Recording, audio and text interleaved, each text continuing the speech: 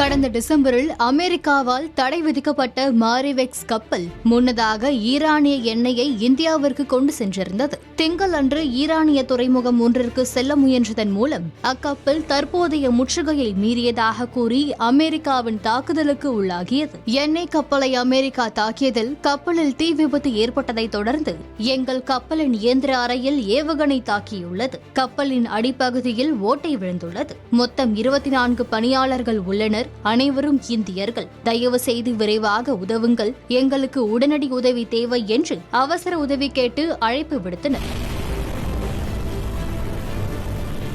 இதனைத் தொடர்ந்து அந்த 24 இந்திய மாலுமிகளும் ஓமன் ராணுவத்தால் மீட்கப்பட்டு பாதுகாப்பான இடத்திற்கு கொண்டுவரப்பட்டுள்ளனர்.